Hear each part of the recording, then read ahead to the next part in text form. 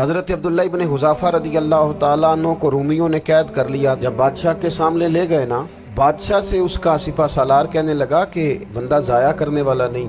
اس نے کہا کیا کریں، ان کو کسی طریقے سے معاذ اللہ عیسائی بنایا جائے۔ تو بادشاہ کہنے لگا دو تین چیزیں ہیں جس سے کوئی بندہ بھی خریدا جا سکتا ہے۔ اس نے سب سے پہلے حضرت عبداللہ ابن حذافہ سے کہا کہ جتنے پیسے آپ کہیں گے آپ کو ملیں گے، آپ اس دین میں آ جائیں۔ حضرت عبداللہ ابن حذافہ ہنس پڑے، فرمانے لگے تجھے کس نے بادشاہ بنایا، تو بڑا بیوقوف آدمی ہے۔ اس نے کہا کیا مطلب؟ فرمانے لگے نادان، میں تو تلوار لے کے میدان میں آیا ہوں، مجھے دولت کمانی ہوتی میں تجارت کرتا، میں تجارت نہیں کر رہا، میں تو شہادت کے لیے نکلا ہوا ہوں، اور تو مجھے کہہ رہا ہے پیسے لے لے۔ اس نے دوسری بات کی، اس نے کہا کہ میں بادشاہ ہوں، میرے نیچے جتنے بھی عہدے ہیں جو آپ عہدہ کہیں گے آپ کو دے دیا جائے گا، آپ اس طرف آ جائیں۔ تو حضرت عبداللہ ابن حذافہ کہنے لگے میں حضور کا صحابی ہوں، اور صحابی ہونے سے بڑا عہدہ دنیا میں ہے ہی کوئی نہیں۔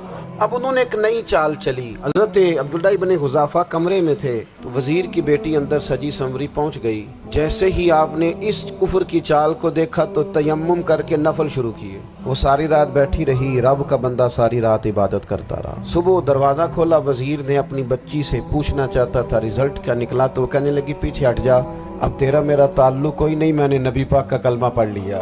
بادشاہ جب پوری طرح ہار گیا نا، اس نے کہا مار دو۔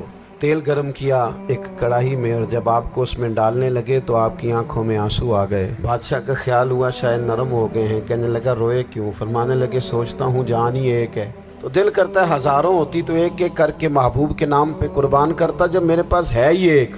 حضرت عبداللہ ابن حذافہ رضی اللہ تعالیٰ عنہ جب روئے اور بادشاہ نے یہ بات سنی تو بادشاہ اٹھ کے کھڑا ہو گیا، سارے وزیروں مشیروں کو کہنے لگا تم نے کہا تھا نا بندہ ضائع کرنے والا نہیں۔ کہنے لگا میرا ماتھا چومو، تم جیسے لوگوں کو قتل نہیں کرنا چاہیے، آزاد کرنا چاہیے۔